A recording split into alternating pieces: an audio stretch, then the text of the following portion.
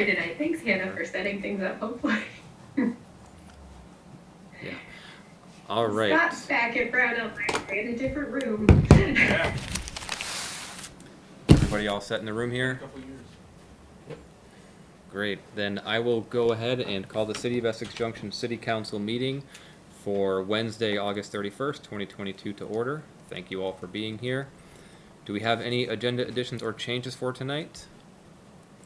None from staff. I had one from the consent agenda. I'd like to just pull out that approving of the awarding of the backhoe bid to Milton Katz and put that into business item. Let's put that as 5B and then move the real estate purchase after that.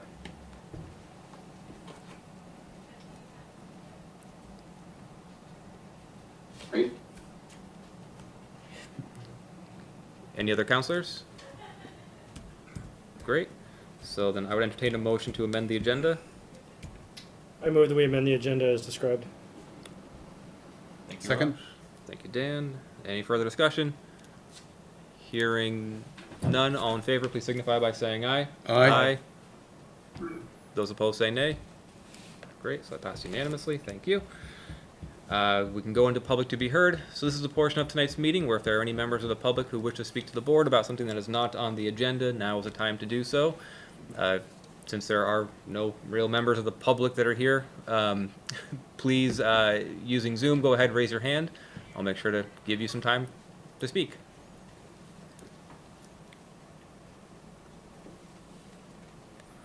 Seeing no hands up from the public, we'll go ahead and come back and jump right into business item 5A and to discuss the land development code updates.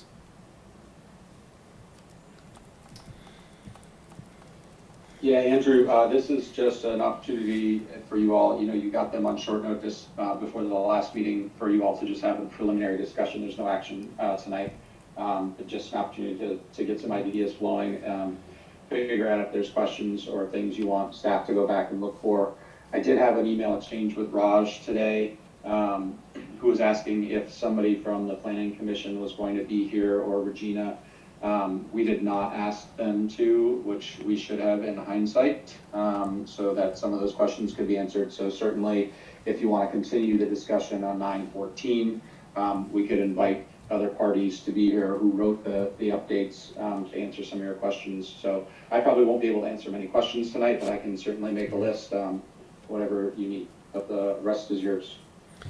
Appreciate that, thank you. And yeah, the intent of this really is just for us to have that initial conversation. Hopefully we've taken the time to read through it. There is a lot to this. So yeah, no decisions, just a conversation. And so is there anything that anybody had that they wanted to bring up? I mean, A lot. there's a lot to it, but I mean, right off the bat, if I could, I just, and this is not a comment on anybody's, the work anybody's done on this whatsoever. And I know we've only warned the cannabis portion for a public hearing. Mm-hmm. But I don't know if it was the version that I got or if everybody else noticed that in terms of cross-referencing other sections within the document and the enumerating of the sections and subsections and everything else in the document seemed very, very, I'll just say incorrect. It wasn't. I stopped keeping track, basically. So I don't know if it didn't seem ready to me to warn as an entire document, because for instance, every time in certain sections where it said the process to appeal referred to 1707 or that didn't exist, and in 5 or 6, maybe 8 instances, the section that it referred to did not exist. So the order of a lot of the statutes within it was incorrect in terms of, you know, A, B, sometimes it went right to D, and things like that. So that made it a little bit difficult to follow. So that's just one observation. But Is that in the draft from today's packet, or was that what was sent back on the? so Brad, I'm going to ask you, because what I ended up doing was asking Brad and Wendy if I could get a printout, because I just found it a lot easier to go through. So Brad, did that printout come from the same version that was in the packet, or was this, is there a potential that what I got was different? That is a great question. That I clicked on the link on the website on the planning commission page and printed it for you. Okay, so that's probably what we all have then. Did anybody else notice this? I went off of what we had from our previous meeting. You didn't notice anything. So I didn't, but I generally don't catch those things. Raj, can you, specific info that you, I know you said you stopped listing them, but I'm just curious if you have one that sticks out so we can maybe cross-reference. I will try to find one. Why don't you keep going, I'll try to find one. Okay. So was there another counselor who had anything that they wanted to bring up just while Raj is trying to find something? I'm just curious, the schedule of fines here, just trying to understand the logic behind the increase. Some are doubled, some not so much. It's just, I wonder what the metrics was to determine the fines, or is it just kind of haphazardly established? I'm just, if somebody's got that answer, I don't know. I'm just curious. Yeah, I think some of that in part came from one of our budget meetings 2, maybe 3 years ago, where there was a request to increase the fees. But in terms I remember of how, that. Yeah, I remember right, that right. specifically. Amber actually brought this issue up, I believe, and I didn't disagree with her, but just curious on how it was established. It just Like how some things went from 10 to logic. 15. Yeah, and from 10 to 20. some 100 to 200, but some went from 100 to 125 or 150. I was looking through. I printed off the list here, but you can see, it's just kind of a curious if somebody had an answer, but Yep. that's it. Okay. So yeah, Brad, page 10.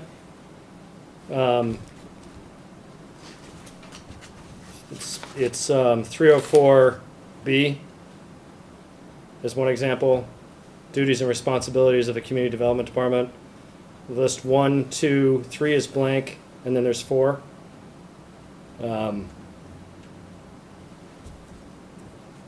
I'm seeing that. And on the next page, 2 pages later on page 12, section 502, section A, and then subsection 3, all of a sudden. And then 4, and then 5. And then on the following page, page 13, section C, it goes from subsection 1 to 6 to 7. And just keeps going on like that throughout the document. So I guess the question is it still in need of reformatting, which is totally fine? Or are we just all getting a link to a draft that's not quite ready for prime time? I'm not seeing that on, I think Andrew, you and it's the same, the old LDC that came with the last packet. So are you seeing it on yours? Because I'm not seeing what Raj was talking about. I am not on mine. Yeah, so they are different, Raj. Great. Okay, so we can find out what the final edition is. Offhand. I was told that the most current version was on the website, but I don't know for that for sure. Okay. I mean, I'm sure, well, I'm not sure. I'm going to guess that the content isn't different. Maybe it's just not the reformatted version. It's my understanding is there was a process of reformatting over a weekend. I think the difference, maybe if I can just interrupt real quick, Raj. So in 502, there's no changes from the previous version in numbers 1 or 2, and then there's a change in 3. So just as a thought, I'm wondering if the only things that we are seeing are those sections where there are changes from the previous version. Yeah, I mean, mine's got both changes and original. All right, then I have no idea. Yeah. I thought of that. I mean, I was wondering if it was just, but I've got both in here, so. Excuse me. Yes, sir. Hi, I'm Scott McCormick. I'm not officially attending as a city planning commissioner, but I am a city planning commissioner. Great, Scott. So Great, Scott. can try to clarify some of the confusion if you would like. That would be greatly appreciated. Okay. Sorry, I just tuned in because I was interested. And it wasn't officially asked by the chair or anybody else to attend, but what you're reading on the website is the document that was changed from the 2016 LDC.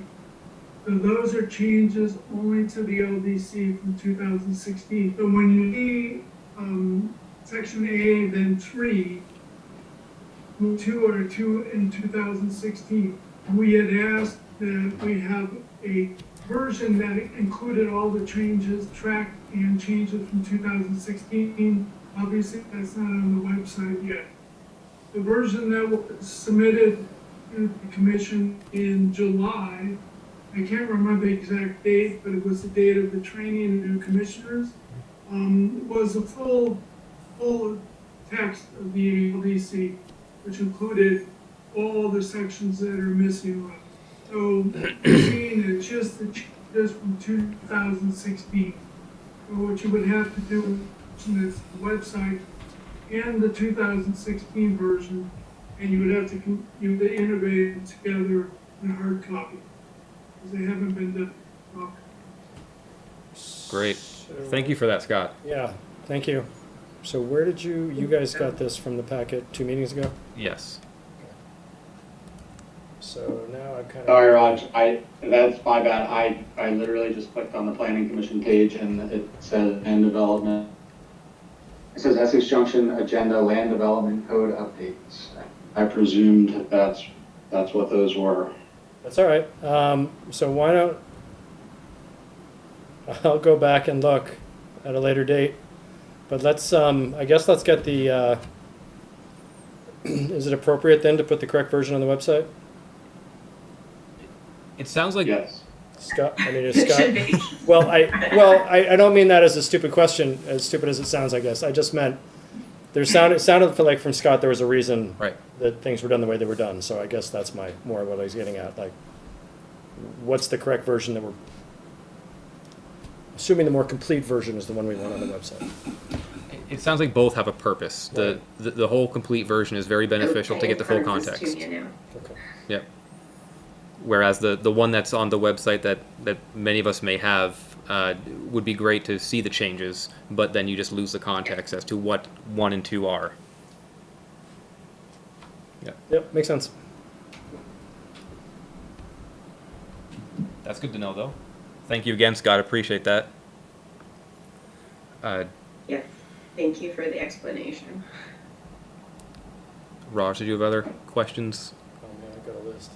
This is the point. It's All right. Well, I guess, not having, it's hard. I mean, some of what I want to know, for instance, having read through some of this, is just generally, do the new changes, to what extent do they take into account thoughts on climate change, preparing the city for the next 7 to 10 years of climate change? I read a lot about parking. There was nothing in there, and I'm not saying it has to be. There's nothing in there about requiring any kind of charging facilities for electric cars, electric bikes. There was clearly a lot of thought into multimodal transportation and things like that, which is great.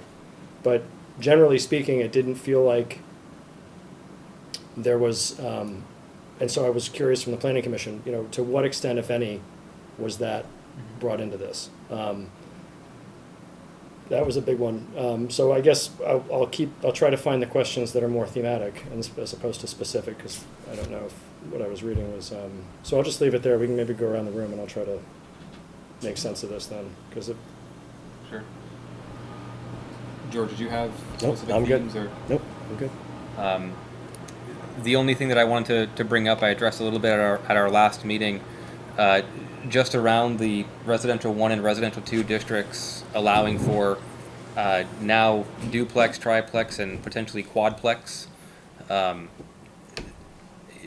In looking at the 2016 LDC, the R1 and R2 zones, so our residential zones, were only zoned for single-family dwellings and not for duplex, triplex, or quadplexes. So those 3 factors would be brand new things for our community in those zones. And those zones, for reference, are residential 1 is essentially the countryside, the Fairview Farms neighborhoods, and looping on over into the uplands area, with then the residential 2 zones frankly being pretty much everything that's outside of the old village center, or what is known as the village center, with some distinction, as well as in the agricultural designation. So that pretty significant portion of the homes that we have, or of the residences that we have in this community, being zoned for potentially 2, 3, 4 family dwellings. Wondering why doing all of that now as compared to a phased in or tiered in approach, such as for this portion, maybe R1 would only allow for duplexes, whereas R2 may allow for duplexes and triplexes, as a way to see how that then impacts the community before we just throw everything open to 4 families living in a section that had traditionally been single-family homes. So again, kind of going back to that motivation, just trying to understand the rationale. I mean, as I was kind of wondering the same thing, and I wondered about quadplexes, but I was thinking of it the other direction. So when I think of what you said in those areas that you maybe said maybe we hold off and phase in, I see it as having more room for some of that to occur, and the other districts being more dense and less likely to absorb that. You know, we've got smaller lots, more dense, much closer together. Whereas the R1 that you described, there's just more land there. There's more space for it, bigger lots, bigger roads. You know, if I think of my neighborhood with very, very narrow, no sidewalks, houses close together, almost none of them meet the setback side to side because they've all been waived or done, somebody's done something, you know, things like that. Putting a quad in there, so I sort of wonder, you know, if it goes the other way, if we even put a hold on quads, but so that's, yeah, you know, addressing what you were talking about. And I'm not saying there's an answer to that. Right. That's just what I was thinking about. But I like the idea. We need to figure out a way to make the community more welcoming and more affordable.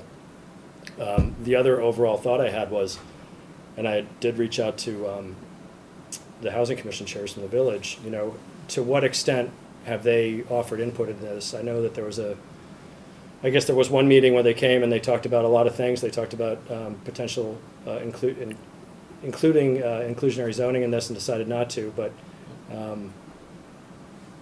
you know, I saw a lot of mention of the Tree Advisory Committee in this document, but I didn't see any mention of like the Housing Commission or WAC when things like that seem to address those areas.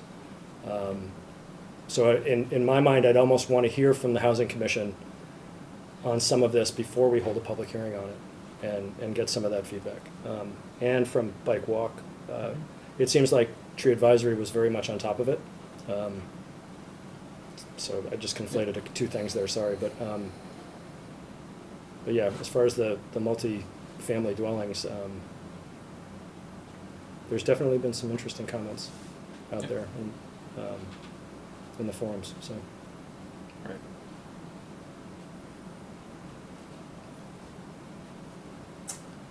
That was really the only thing that stuck out to me. John Alden, hi!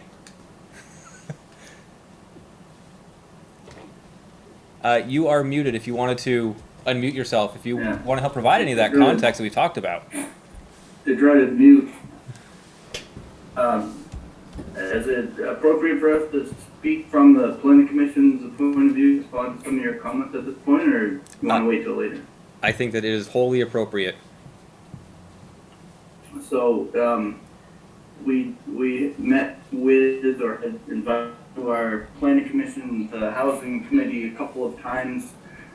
We also had the benefit of this entire process being managed by the wonderful consultant Regina Mahoney, who is the city manager, and so we feel pretty comfortable that we have a really good handle on the pulse of what housing opportunities are available to us to try and make it more welcoming and slightly easier to provide additional housing capacity in the village. And one of the options was to increase the density, and so we did in a number of districts. But what we did was we said you still have to meet all the other requirements. So if it doesn't fit, it will not fit. You know, you still have to get parking in there. You still have to look the other aspects of what is required to provide for to a lot. So if the lot's too small, oh well, it's not possible. So, however, where it might be possible and somebody can figure it out and show it to the DRB that it works, we wanted to allow for that opportunity. So that's the spirit and the way that we felt comfortable and to permit more higher density use as an allowable use in certain districts. And I don't think that means that everybody's going to be able to do it. I think that means that some lots will be able to take advantage of that opportunity and hopefully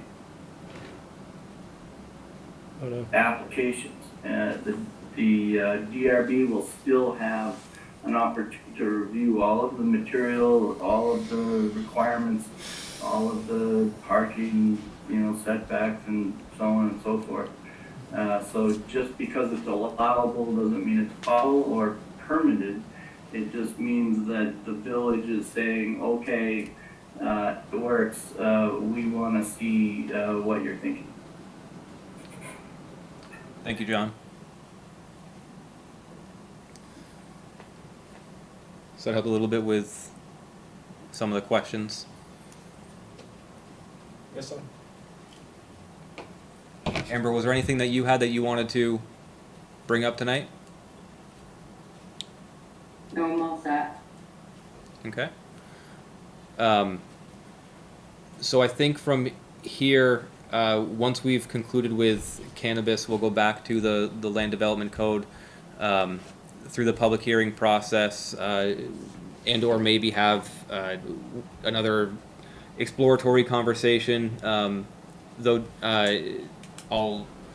if you all don't mind, I'll reach out to the Planning Commission, reach out to some others to have them invited, make sure that we can get the context and see this process through. That'd be great. Sounds good. Great. John, Scott, thank you for speaking from your previous experiences. Appreciate that. So then, if there is nothing, Sorry, I didn't know if we wanted, while they're here, if John and Scott wanted to speak to Dan's question about the fines rationale, or if you want to put that off until next time. John or Scott, if either of you are comfortable responding to that, if you have that off top of your head, the question was around the rationale for some of the fee increases, where some of them had been doubled, some of them were increased by about a quarter. So just trying to understand the differences. Well, from my point of view, the fees are amazingly low compared to other communities.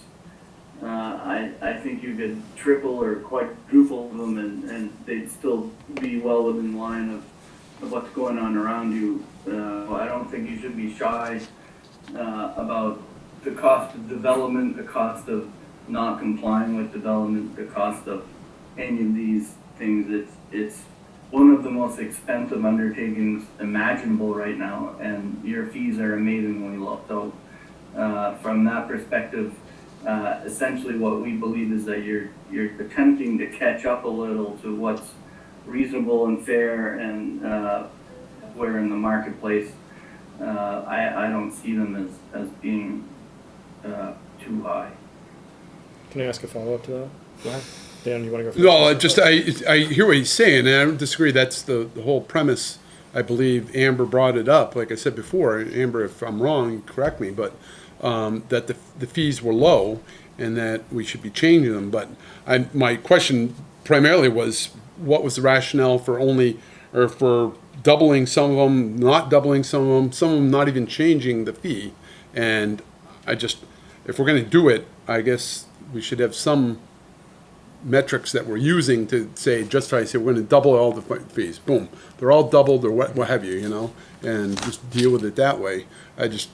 find it kind of haphazard or random how they came up with this. But obviously, I don't know if there is an answer. Maybe not.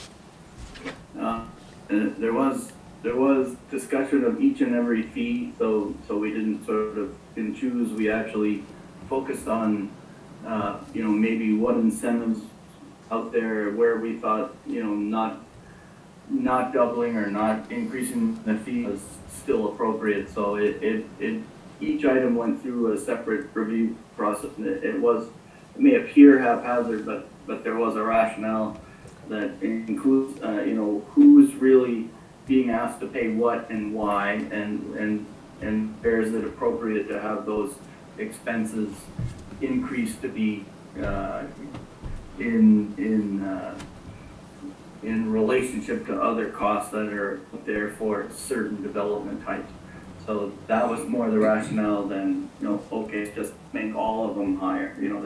Some of the permits you go out, it's somebody that's got a smaller parcel and it's an individual homeowner, like why they're, trying to put the, a big development fee to that, whereas some comes in with a subdivision and wants to, increase a lot of things when it's a bigger project, or it's a different type of development being considered.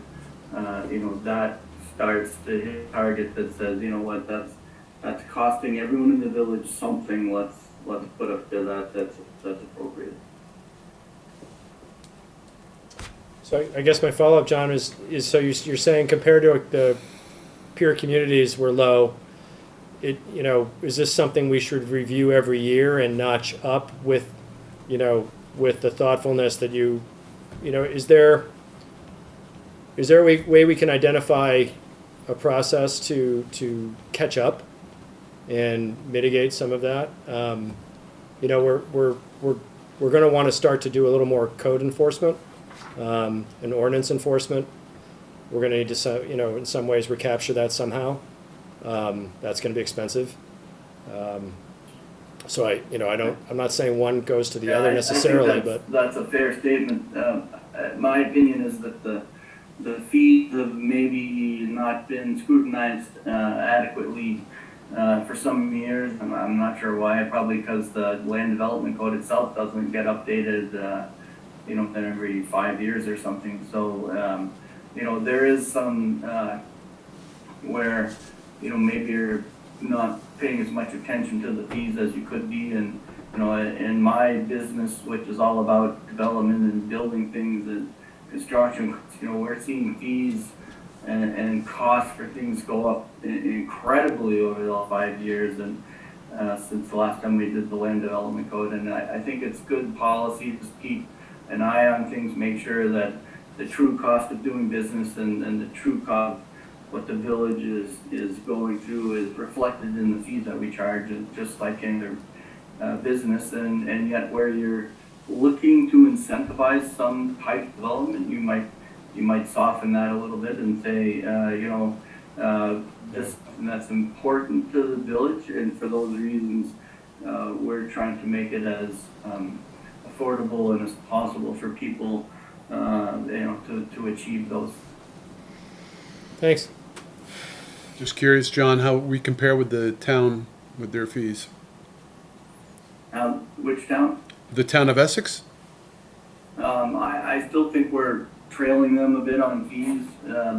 I know they're quite a bit more involved with management of, infractions and other things. They've got more staff available to go out and make sure that things are being done exactly the way they should be, and that everybody's towing the lane, and that every possible thing that needs a permit gets one. And I don't necessarily think we need to go quite to that level, but it's notable that we're really not there yet. I think it's a better place to do business in the Junction, just because that level of enforcement isn't quite there yet, and you really want to work with your community and not feel like you're being punitive all the time. But I think we have some ability to kind of become a little more sophisticated in our fee structure and our development practices. I think personally, my personal opinion on this would be, I agree with you and pretty much in whole. I just want to make sure that the enforcement aspect is done equally. It's not disparaging one, group or party over another.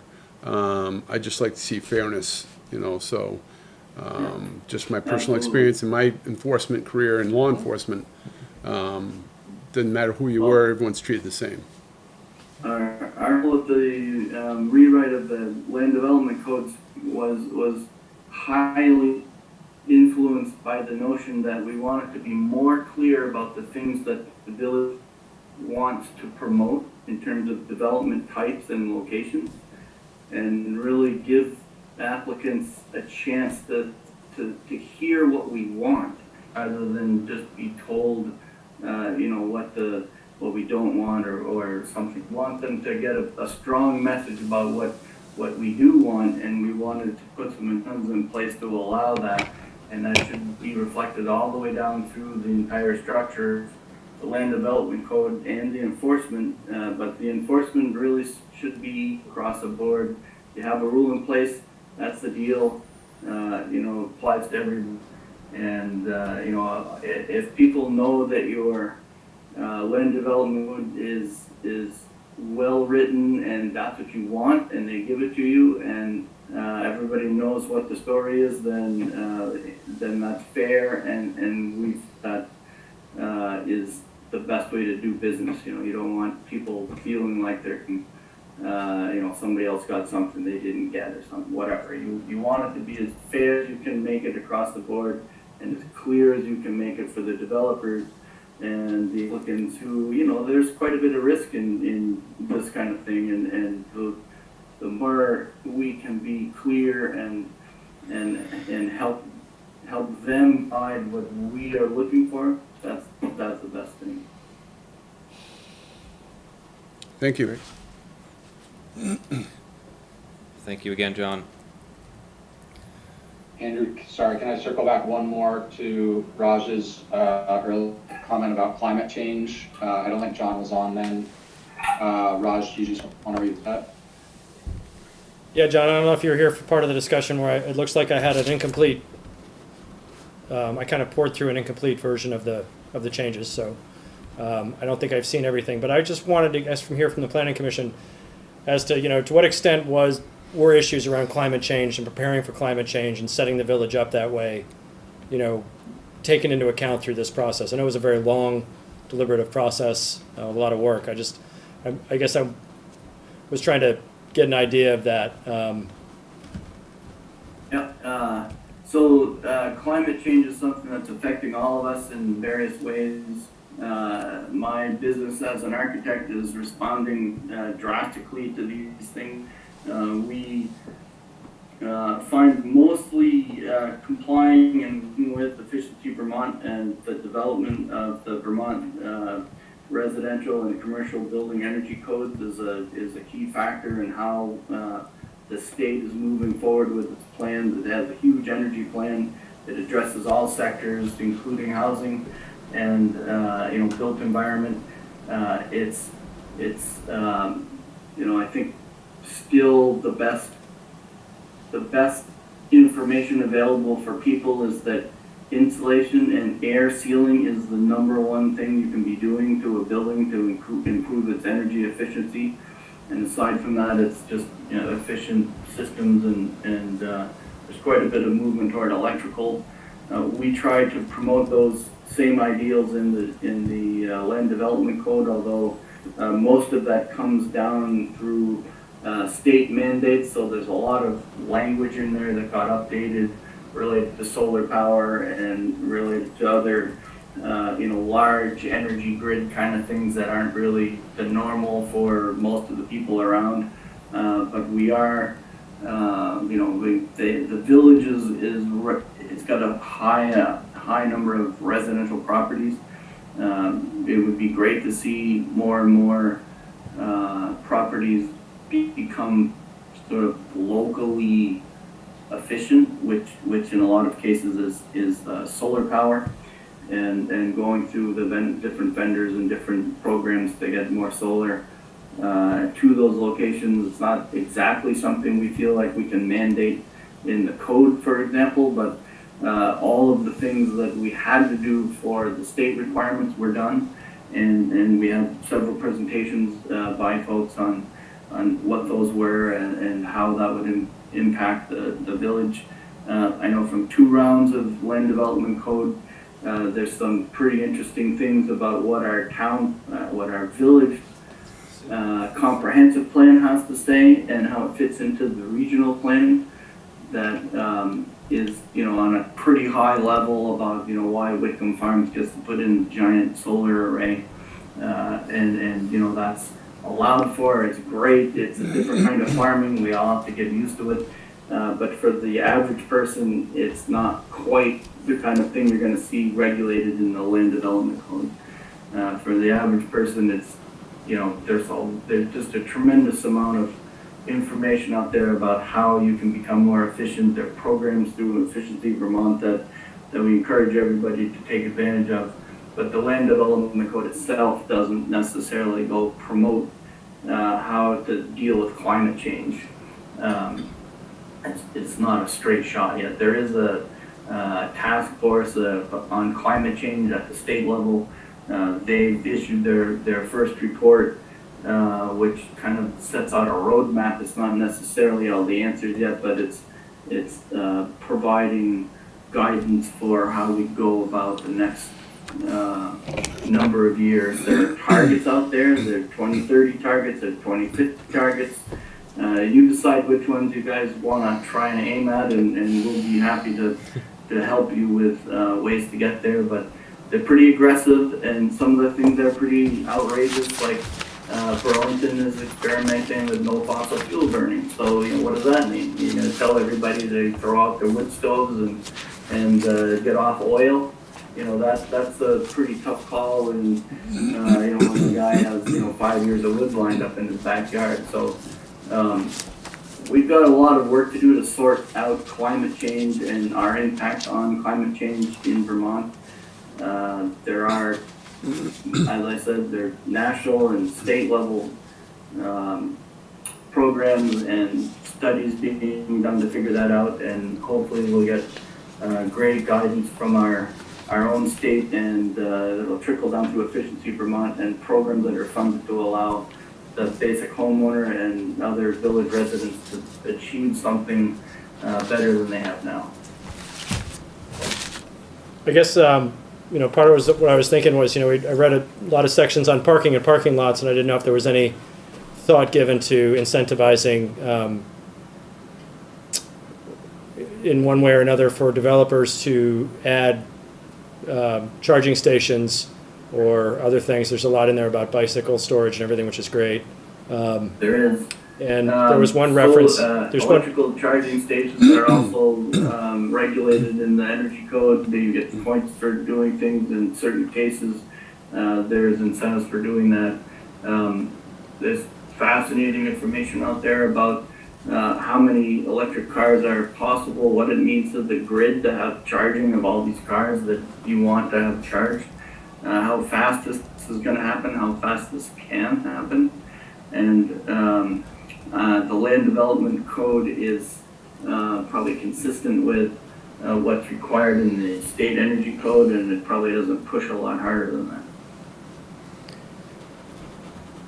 Looks like Scott wants to say something. Yeah, sorry, if I could just add a couple of things here. By the way, Diane Clements is also on this Zoom call. She's also a commissioner, just to know that.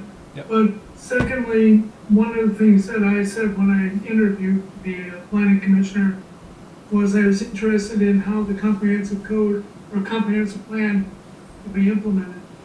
There's an amazing amount of ambitious activities outlined in the comprehensive code, or comprehensive plan, sorry.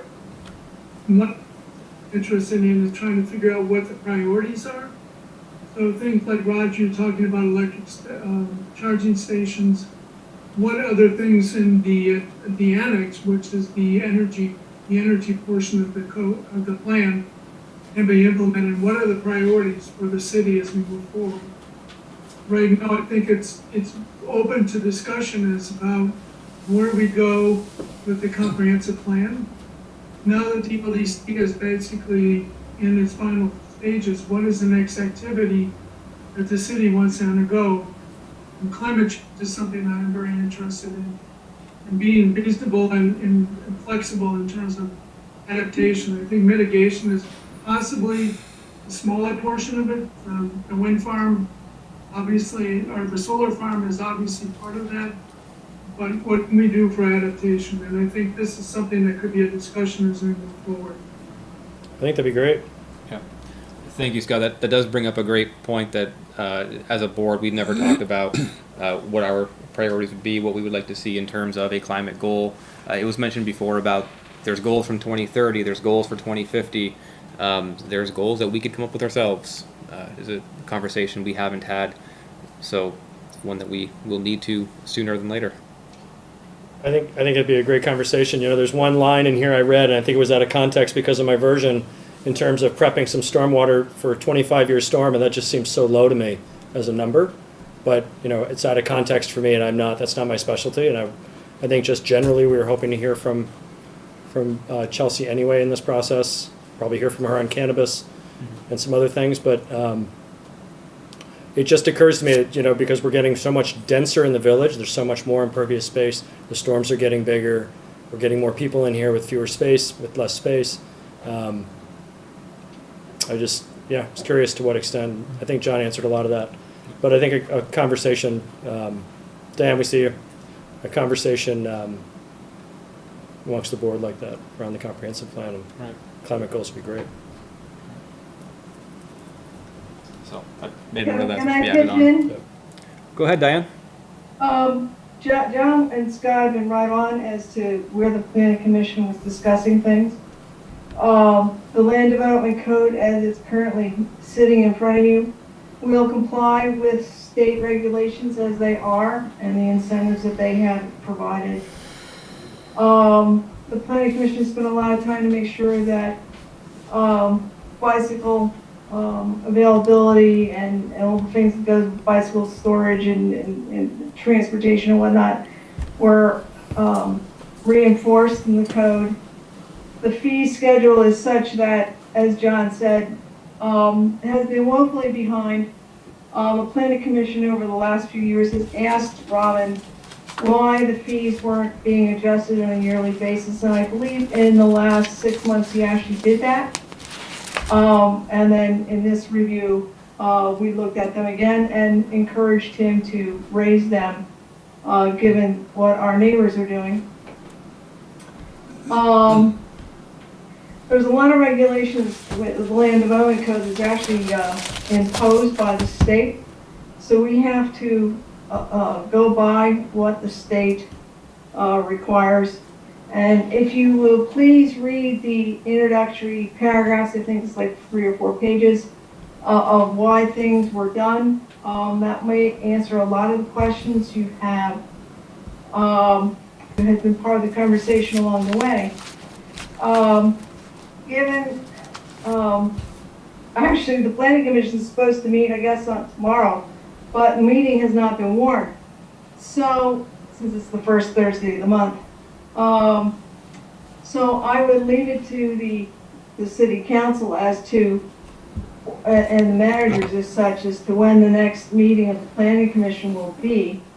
Because I guess due to circumstances, we'll need some administrative support. Yep. To move that forward. So, and do remember that if you send out a note to the planning commission as a whole, it gets forwarded through Terry. If she's not in the office, we won't get it until she gets back in. Just to remind you of the last occasion. Yep. So I think it's a really good report. A lot of what you're talking about should be discussed in the new comprehensive plan. And as Scott has referred, you know, that's up and coming. I think we're in good stead to start that process, and get some of the things that you're talking about in the new comprehensive plan for the city. So I'm hoping that once we do get started, that there's a lot of discussion, between the council and the planning commission, perhaps even the DRB, and all the residents of the city. So thank you for listening to my comments. Thank you, Diane. Thanks. Anything else, counselors? Good. Good. Andrew, sorry, I just want to speak to 2 points from Diane. That email situation has been updated, so when emails go to Planning Commission, they do go to the members. Also, my understanding, and Diane, we can catch up offline, was that since the LDC updates were approved by the PC and sent and forwarded on to City Council, at the Planning Commission to be a meeting, we can arrange that. Absolutely, no problem. Thank you, Brad. So then we can go on to our next agenda item. Sorry, Andrew. Could you just clarify for me next steps you'd like to see with this, just so I have it accurate? Yeah, I think what would be ideal actually is if we could just have a conversation offline about the next steps in particular, to make sure we're on track with the timeline. We don't confuse things with cannabis. I think that would be more beneficial. Great, sounds good. Thank you, Brad. So we had moved what was the consent agenda 6G to the now 5B. Of approving the awarding of the backhoe bid to Milton Cat. And my question and rationale for pulling this out of the consent was just that the amount that was budgeted for this was $114,000. The requested bid is $124,000, so there's an extra $10,000 that would need to come from somewhere, and just that the bid that's being requested from staff is the highest bid. So just curious as to why. Yeah, thanks for bringing that up, Andrew. And I spoke with Ricky. I caught up with him today and told him he did not need to attend tonight, and got as much information as I could from him. He reports that the equipment from Milton Cat is higher quality and better equipment that lasts longer and has a higher trade-in value at the conclusion of its life cycle. They also currently at Public Works have 3 other pieces of equipment that are from Milton Cat. There's a factor of convenience that when those pieces need to be serviced, new parts need to be ordered, they all go through the same vendor. But the other is that they've had experienced very high quality service with Milton Cat. When machines are down and parts are broken, their response time is very good. Their prices are good, and they feel confident in their ability to service the equipment throughout its life. So, we're not just looking at initial purchase price. I think he's looking at the long-term picture and longevity of the piece, and thinking that the village, the city, will be better served with a higher initial price point, but over time will be better served. Okay. So just for an analogy, this is not the same thing as going out and getting a Honda, a Ford, or a Chevy. You can't just get these serviced necessarily anywhere, and that's the products that are being offered from these 3 companies are not the same product, which appreciate just hearing that in addition to what's in the memo. So thank you. Sure. In terms of the additional 10,000 that would be there, I assume just seeing that what's in that projected year end of FY23 water capital fund budget of over $500,000, that would be the source for the extra 10,000, and clearly 500,000 can support paying for 10,000. That's correct. Yeah, the funds are there. Ricky and Jess looked at it. It doesn't require any further funding from our transfer to capital or from our general fund. This is, part of the water fund, given that the backhoe services not only just regular public works, but also our utilities. Great, and no other, I assume, again, it's only air quotes for only 10,000 from that fund isn't going to impact something next year in a negative way. Not from their projections. They looked at what's coming up, and they did not see any negative impact by spending this extra, just shy of 10,000.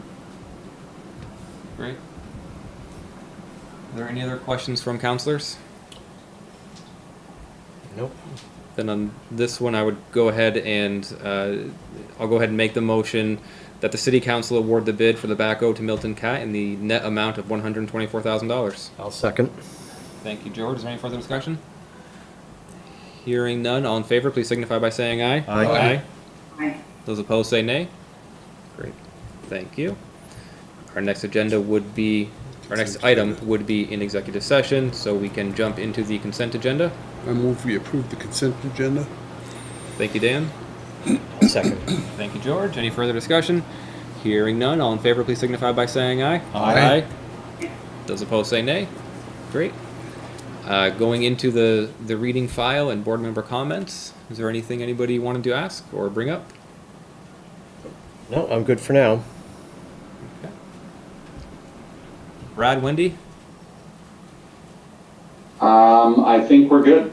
Yeah, I'm good. Great. Then I will find that motion for the executive session.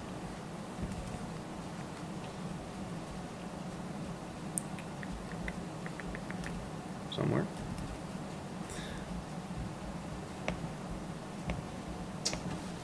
Unless somebody else happens to have that ready. Okay. Everybody's furiously scrolling. Oh, it's on the screen now. Then I'll go ahead and move that the city council go into executive session to discuss negotiating or securing real estate purchase or lease options under the provisions of Title I, Section 313A2 of the Vermont statutes and include the interim co-managers. Oh, I'll second. Thank you, George. Any further discussion? Hearing none, all in favor, please signify by saying aye. Aye. Aye. Those opposed, please say nay. Great, so that passed unanimously. Thank you all. Give us a few minutes so that we can get ready, and we'll join you then. Thank you, everybody, for coming out. Should we? Scott's got to break down. Should we go back over to Lincoln and go in the back offices?